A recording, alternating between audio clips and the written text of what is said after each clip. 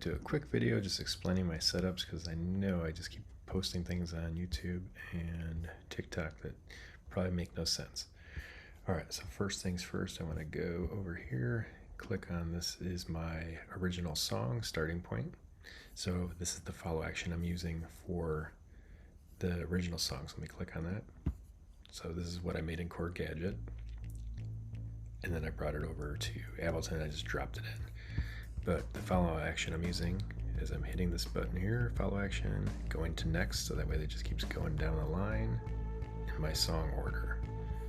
Alright, 2 bars for all of them. And then right above it is the exact same thing.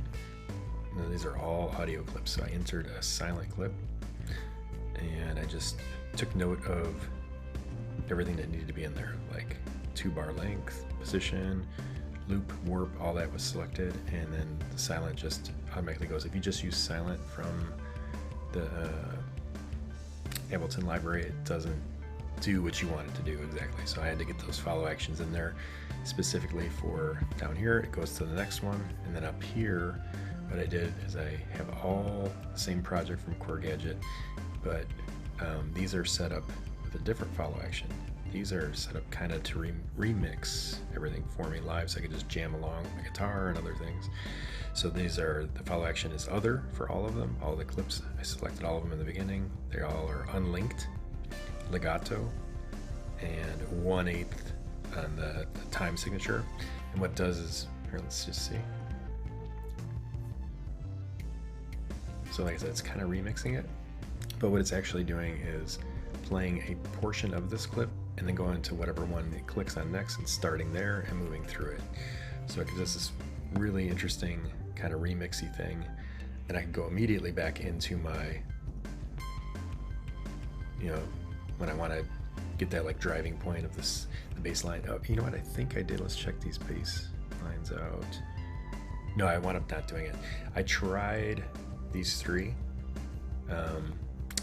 to have just the next or a solid 2 bar measure, so that way the bass line's easy to follow. But I kind of like the remixy thing again. Here we are one more time. So this is 3 project files in one, and originally made in Chord Gadget. And so I have the MIDI over here. I did not add those silent clips yet, so it's not going to play all of them, but it's going to jump around the same way. And then I could add a, I think I have an instrument on here, let's see, chip sounds. And why we're not hearing it, I do not know. I turned it all the way down.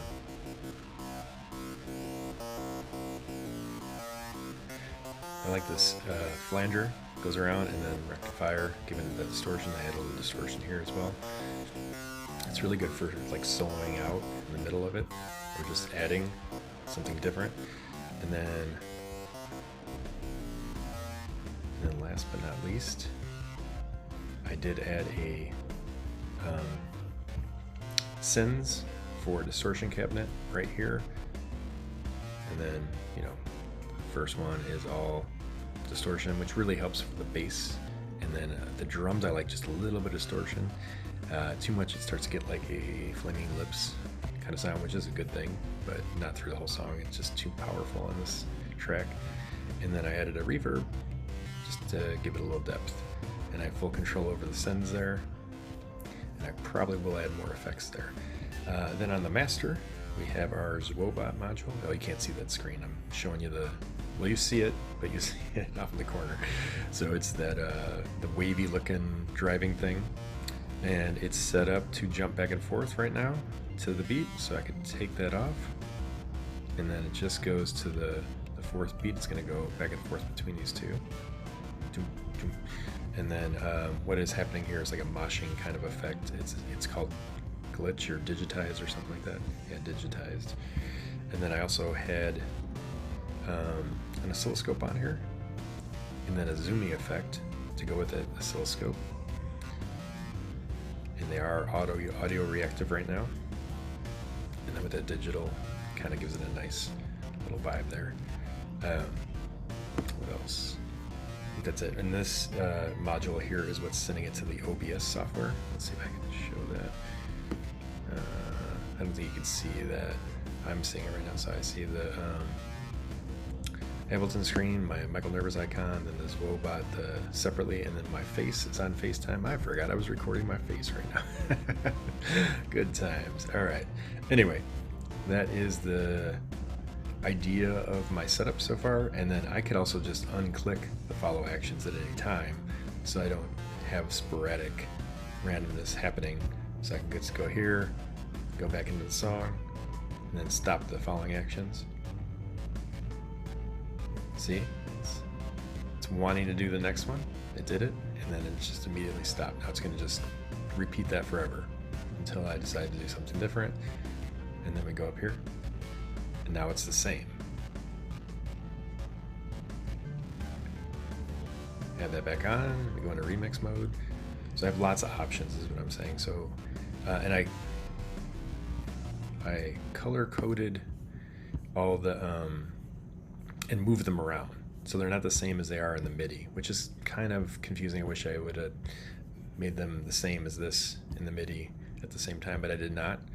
So I have like them kind of the same color as what they are in Gadget, so I don't forget. Like the MS-20 is always black in Gadget, so made that easy on myself. So that's the MS-20. I do kind of think I want the actual plugins at some point, but missed the sale always. And I do think I'm going to buy the Ableton Push 3 standalone, not the standalone, the opposite, the controller version. And there's like a trial period, so I want to do that. And yeah, thanks for watching and listening. And now maybe you have an understanding of what I'm doing with Woebot and all this stuff. So yeah, the visuals are still a work in progress. They're not like where I believe that they're good or anything. It's just what I'm working on, so I just share it. All right, thank you. Cheers, good night, and good afternoon, and I'm gonna stop recording.